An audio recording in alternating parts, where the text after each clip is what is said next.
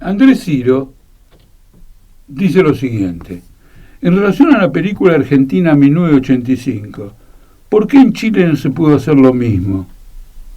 ¿Y por qué sí se pudo acá? Es atendible esta pregunta. Es una pregunta muy interesante, pero no en particular con relación a Chile. No, es interesante, pero no solo con relación a Chile. En las crisis políticas y militares que ha habido en Brasil, derrocamiento de Dilma Rousseff, encarcelamiento de Lula, retorno de Lula, Bolsonaro, etc., este tema planeó como una sombra, porque el PT había querido, y probablemente a lo mejor todavía lo mantiene en su programa, establecer una comisión de la verdad. No es el juicio de las juntas, sino una comisión que dice, mire, pasó todo esto, que se sepa la verdad, no tiene carácter judicial, nadie va a ir preso, no se va a nombrar a nadie, y se acabó la historia. Una comisión de la verdad fue lo que ocurrió en Sudáfrica con Mandela, y entonces después de una guerra civil contra los negros durante décadas, terminaron conciliando posiciones en torno a una comisión de la verdad, y es así que los blancos siguen dominando Sudáfrica, pero tienen un presidente a un negro, o ministros a un negro, etcétera, etcétera.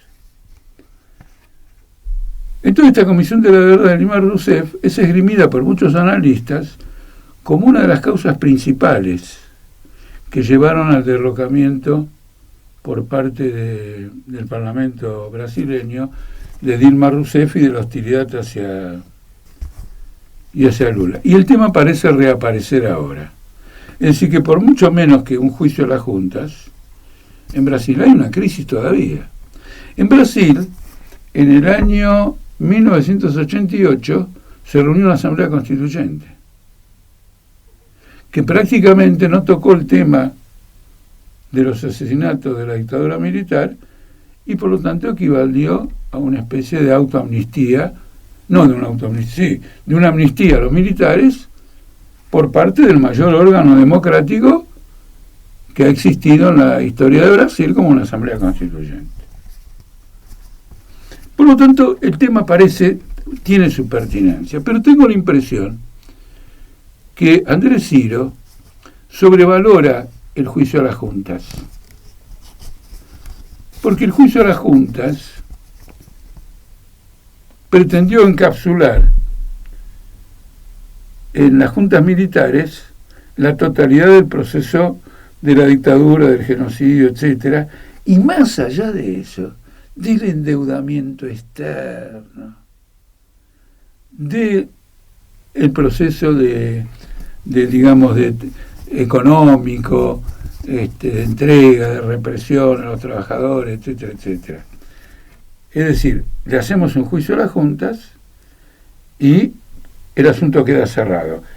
Es decir, el juicio a las juntas pretendía una amnistía encapsulándolo en las juntas militares. Pero ojo que la junta militar es la única que tiene perpetua, es la primera. Las otras parece que tenían crímenes atenuados. Nadie puede entender por qué Galtieri no tuvo perpetua. Por otro lado, un general como Suárez Mason nunca fue miembro de ninguna junta y fue uno de los principales artífices del genocidio. De manera que esto de la película de 1985, estoy obligado a dar mi opinión de pasada, es una historia anecdótica acerca de Estacera y Moreno Campo. Es una película anecdótica. Esquiva toda esta cuestión. Esquiva que fue impulsada por Alfonsín y fue impulsada por Alfonsín desde la campaña electoral cuando tocó el peronismo por querer provocar una autoamnistía. Por lo tanto, llegó al gobierno con la promesa de que no iba a aceptar una autoamnistía, es decir, que el asunto quedara en manos de la justicia militar. Y arregló todo esto, le salió mal. El juicio de las juntas terminó en la práctica en la nada, porque a través de la obediencia debida y punto final se cancelaron todo el resto de los juicios y finalmente vino el indulto de Menem. Lo que interfirió en este proceso, totalmente previsto por el juicio de las juntas, fue que sobre el final del gobierno de la Rúa empezaron a llegar desde el exterior pedidos de extradición contra militares denunciados en el exterior por crímenes cometidos en la Argentina, con el argumento de que los derechos humanos son un valor universal. Desde España y distintos lugares se empezaron a reclamar la extradición de estos militares porque en la Argentina había leyes que impedían su juzgamiento. De modo que Kirchner tenía la siguiente opción: o los mandaba a Madrid o a Londres.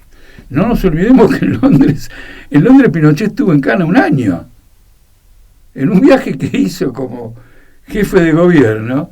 Como había una denuncia contra él, lo metieron en Cana en Londres. Durante un año fue toda una crisis política que se armó.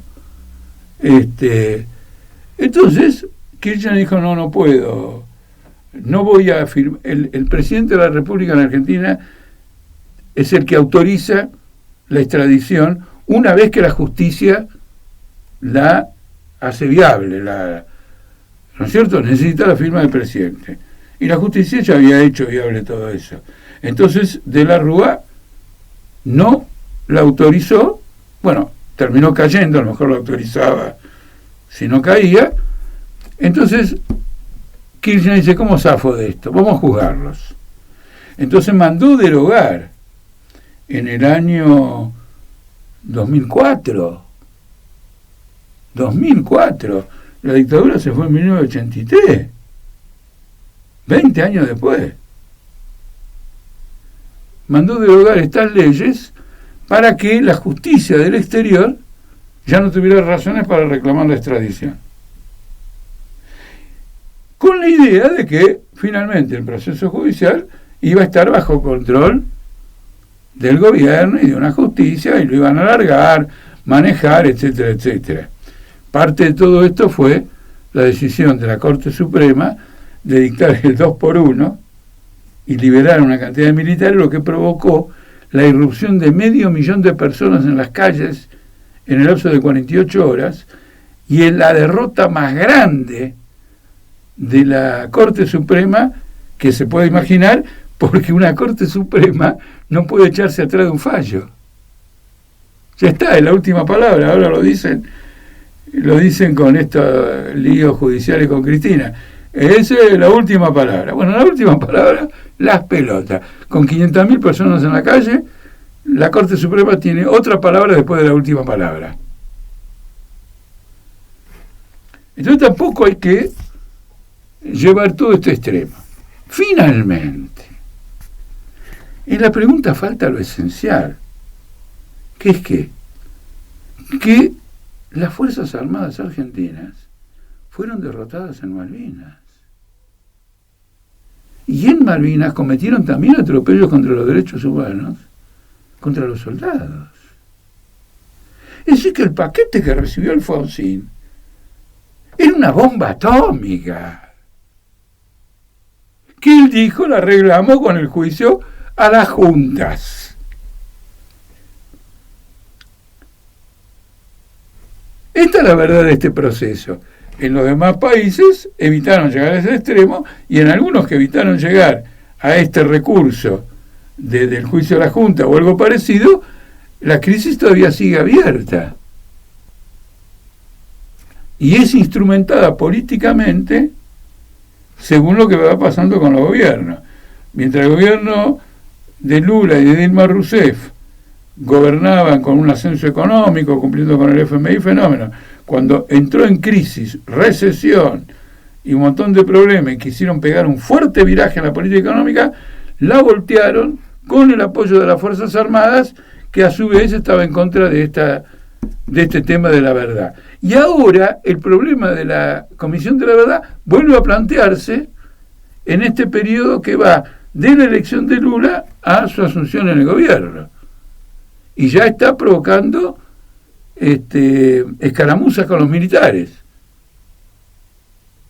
Vamos a ver si esas escaramuzas se superan echándose atrás completamente o armando una Comisión de la Verdad de un tipo completamente inocuo, que además con el tiempo que transcurrió no quede en nada. Lo que pasa con las Fuerzas Armadas brasileñas es que las Fuerzas Armadas brasileñas no se consideran a la defensiva, para que venga un Lula y diga, bueno, la verdad, y ustedes váyanse tranquilos que nadie lo va a tocar. Las Fuerzas Armadas de Brasil son un factor directo de gobierno en Brasil.